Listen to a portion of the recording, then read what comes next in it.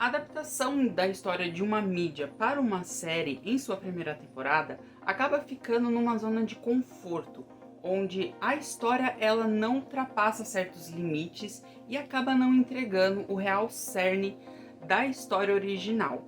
Mas ainda bem que existe uma coisa chamada renovação, em que a segunda temporada ela pode consertar esses limites e pode fazer com que a história evolua de uma forma muito mais agradável para os fãs e também para os novos fãs que vão conhecer a história.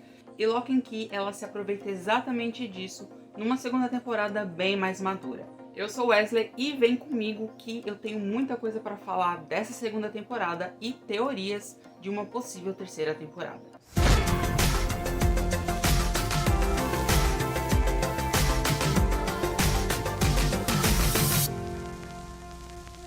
Acreditando que tinham conseguido finalmente derrotar a Dodge, os irmãos Locke continuam a sua vida, aproveitando ainda mais as chaves que eles encontraram pela Key House e agora se sentem muito mais confiantes em compartilhar esse conhecimento com seus amigos e usufruir ainda mais da magia das chaves. Porém, Dodge ainda está muito bem viva e no mundo deles e está planejando conseguir novas chaves para concluir o seu plano maligno. Diferente da primeira temporada, essa segunda temporada ela é bem mais calma e não é tão alarmista ou tem aquele espírito mais urgente das coisas acontecendo. Eles têm mais calma de desenvolver os personagens, mais calma em desenvolver a história e a gente consegue perceber isso na quantidade de chaves que a gente tem por episódio. Enquanto na primeira temporada a gente tinha uma chave por episódio ou até duas chaves em um só episódio, onde a gente descobria um pouco mais essa chave, o que ela conseguia fazer. Aqui a gente tem apenas 5 chaves no decorrer da história inteira, sem contar, é lógico, as chaves que eles acabam criando durante a temporada. Mas essa calma eu acho que não é um ponto negativo, até porque eles conseguem focar muito mais nos personagens, que estão um pouco mais maduros. A gente vê, por exemplo, o próprio Tyler, que tem um arco bem de visualizar o amadurecimento e a sua vida adulta se aproximando a cada dia quando ele está com a sua namorada e em relação com a questão dela começar a esquecer da magia e começar a se tornar adulta. Essa segunda temporada ela pode ser resumida com conexões.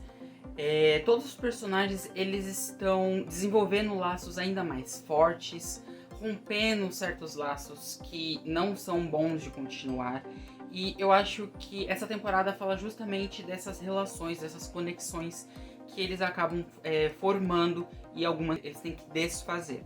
A gente consegue perceber, por exemplo, no próprio Bold, que é a criança da série, onde na primeira temporada a gente descobre que ele é muito mais introspectivo, ele fica muito mais em casa, ele não gosta muito de se relacionar com pessoas fora da família. E aqui nessa segunda temporada ele acaba tendo que ir para a escola e tendo que formar amigos. E ele tem certa dificuldade porque ele tem uma imaginação muito fértil e, além de mais, ele tem em posse várias chaves mágicas. Isso pode ser um grande empecilho, ainda mais para relações humanas na vida real. Só que ele acaba encontrando uma nova amizade, que é uma amizade muito bonitinha, muito fofinha, e que ajuda ele a ter uma amizade saudável com uma pessoa da mesma idade. Diferente da sua amizade que ele fez com o Rufus na primeira temporada, que era um garoto mais velho, já era um adolescente, que tinha os seus problemas, mas que era uma amizade também bonita. Só que ele precisa de amizades da sua idade, mais compatíveis com a idade que ele tem. E eu acho que essa temporada ela se aproveitou dessa calmaria para desenvolver todos esses laços do Bold e também dos outros personagens. A gente tem, por exemplo, a Kelsey, que ela tem laços de amizade com a sua equipe de cinema e começa a duvidar de quem ela realmente gosta, se é do Gabe ou se não é do Gabe. É lógico que esse arco é um arco ainda muito juvenil, muito teen, muito malhação, mas é um arco que ganha muito desenvolvimento a partir da segunda metade, onde a gente tem a Kelsey se empoderando, conseguindo lutar contra um relacionamento que era um relacionamento bem parasita que ela tinha com o Gabe. Essa temporada tá bem mais madura do que a primeira. Eu acho que isso se deve muito às questões adolescentes, a gente não pode esquecer disso, que eles acabam tratando, mas eles tratam de uma forma bem mais madura. A gente tem o arco do Tyler, como eu já mencionei, é um arco que ele acaba vislumbrando o que acontece quando uma pessoa começa a se tornar adulta e perder a memória da magia. Uma coisa que ele não quer perder é esse conhecimento que ele tem da magia das chaves. A gente tem o próprio relacionamento da Kelsey e o arco dela com seus amigos, sobre confiança e sobre relacionamento. A gente também tem um arco, por mais que seja infantil, é um infantil bem maduro, de uma criança que é muito introspectiva, muito na dela, que não gosta de fazer amizades fora da família, acaba criando uma amizade fora da família e bem saudável. E eu acho que todos esses personagens, os três irmãos Locke, eles acabam batendo de frente com a mãe, que ela tenta ajudar, só que ela não sabe como ajudar, porque eles acabam deixando ela de fora de muita coisa. E aí chegamos na parte que é um ponto um tanto quanto negativo, que é justamente o arco da mãe. Na primeira temporada, a mãe dos Locks, ela tem um arco muito interessante que me surpreendeu, que ela começou a abordar o vício por álcool. Ela é uma alcoólatra que tá tentando se curar, e na primeira temporada foi bem interessante, porque ela tem todo um choque com a sua filha, com a Kelsey, e foi muito interessante que a Kelsey acaba culpando a mãe por ela se afundar no álcool, mas que no final a gente viu que ela estava tentando melhorar, que ela estava tentando se curar desse seu vício. E aqui nessa segunda temporada, esse vício acaba ficando muito de escanteio, parece que ela quase volta para esse vício, só que parece que essa personagem está orbitando em outra história completamente diferente, que não a história central de Locke and Key. O arco dela aqui se torna muito sobre superar um relacionamento. Ela era casada com o Randall há muito tempo, ainda tá em luto, ela perdeu ele faz recentemente, e ela começa a se permitir criar novos relacionamentos com o novo personagem que entra, que é o professor Josh, professor de história, que está muito mais atrelado à história das chaves do que a própria mãe, que literalmente mora na Key House. Uma lição muito interessante que essa temporada trouxe foi justamente trazer o tio dos Locks de volta para o time deles. A gente acaba descobrindo que o tio deles, ele perdeu todas as suas memórias, elas foram retiradas dele, e que de alguma forma ele se torna muito importante para essa temporada. E eu gostei muito que eles trouxeram um adulto para estar junto com todas essas crianças, porque ainda embasava muito mais essa maturidade que essa segunda temporada ela se construiu. E eu tinha certo medo de quando eles trouxessem um adulto, esse adulto ficasse muito infantilizado, mas eu acho que foi o contrário. O tio deles traz essa maturidade para eles e mostra para eles que eles precisam crescer, ao mesmo tempo que ele também traz muito conhecimento, porque quando ele era jovem ele acabou criando novas chaves, e ele traz muito conhecimento de como criar chaves, de como as chaves funcionam, e muito da relação dos Locks com as chaves.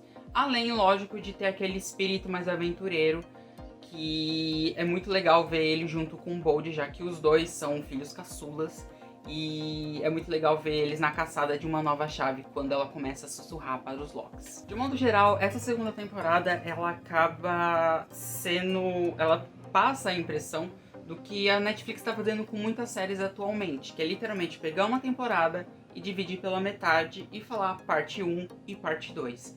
Essa segunda temporada parece muito a parte 2 da primeira temporada ainda, porque a gente ainda tem a Dodge agora com a cara do Gabe, mas ainda assim é o mesmo vilão, é a mesma ameaça. A ameaça se torna um pouco maior do que simplesmente abrir a porta negra, mas só que parece que é uma continuidade muito direta, ou como se fosse as consequências ainda da primeira parte. Ela consegue encerrar esse arco da Dodge até que satisfatório. Ela não é assim, oh meu Deus, a melhor série ou a melhor temporada, mas ela é muito boa, ela é muito gostosinha. E eu acho que ela se aproxima muito mais das HQs, que caso você não conheça, as HQs elas são bem sombrias. Ela fala sobre consequências de ações muito drásticas. E eu acho que essa temporada ela se permitiu ultrapassar esses limites e mostrar realmente mortes, mostrar acidentes muito drásticos, perdas significativas. E eu acho que ela se aproxima da HQ, mas ainda não é HQ, mas a gente tem que lembrar que isso é uma adaptação. Mas isso dá uma certa esperança, principalmente para os fãs que conhecem os quadrinhos, que conhecem toda a história, porque talvez numa terceira temporada a gente possa ver muito mais histórias que não se limitam a uma história muito juvenil, muito teen, sem consequências ou sem perdas significativas. Mas vamos falar de spoilers, sim, porque a série já estreou, então caso você ainda não tenha assistido, pausa esse vídeo, vai lá na Netflix para assistir, são 10 episódios da segunda temporada, porque agora eu vou falar de spoilers.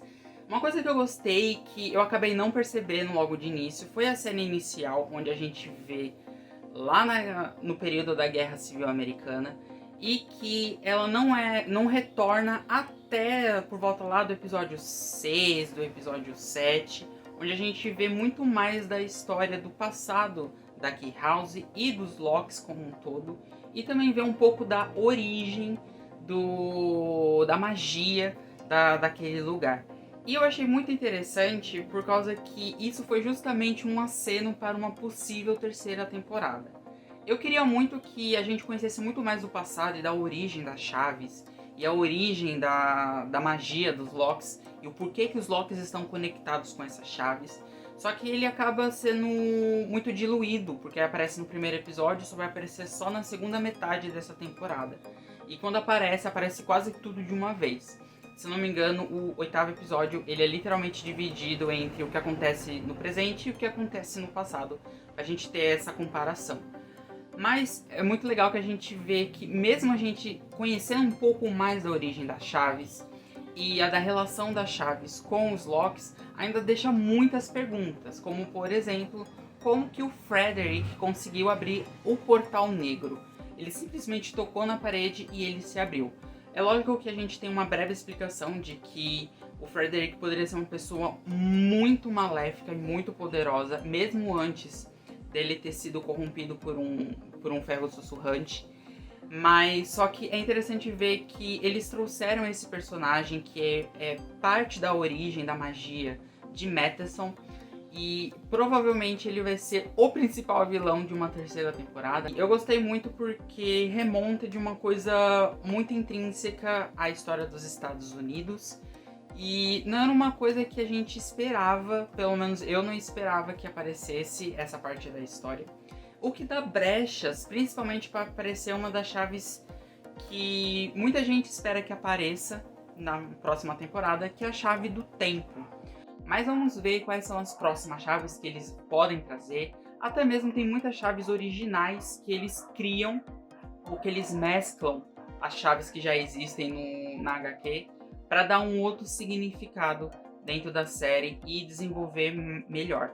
Outro ponto muito legal que a gente pode pensar é como que agora a dinâmica pode acontecer sem o Tyler. O Tyler, ele acaba decidindo que ele não vai usar a chave da memória e manter a sua memória das chaves e da magia. Ele vai deixar fazer com que a sua memória da magia se esvaia com o tempo. E agora a gente só tem a Kelsey e o Bold, além de todo mundo que ainda é menor de idade naquela cidade, que conhece sobre as chaves. Eu quero ver muito como que vai ser essa dinâmica sem o Tyler, ou se em algum momento eles vão trazer o Tyler de novo. Mas a questão que fica é justamente como que vai ser, porque na minha visão a Kelsey é a personagem que eu menos gosto, porque o arco dela não é interessante. Não consigo me relacionar com ela. Eu acho que tendo ela como personagem principal agora, a principal mesmo, vai ser um pouco complicado, porque a gente só vai se interessar pelo Bold, e o Bold ele traz uma inocência muito pura, que equilibrava com o caos do adolescente, que era o caos da adolescente da Kelsey e o caos do Tyler. E eu quero ver como que a gente só vai ter só o caos da Kelsey e a inocência do Bond. Bom, gente, é isso. Muito obrigado por acompanhar até aqui. Comenta aqui embaixo o que você achou dessa segunda temporada e também coloca aqui as suas teorias do que pode ser a terceira temporada de Lock and Key. Não se esqueça de compartilhar esse vídeo com seus amigos. Curta esse vídeo para ajudar a gente a crescer aqui no YouTube. Se você caiu de paraquedas, não se esqueça de se inscrever e ativar o sininho para receber as notificações dos próximos vídeos. No final do vídeo eu vou deixar alguns vídeos sugeridos para vocês acompanharem aqui no Geek em Tela. Até a próxima!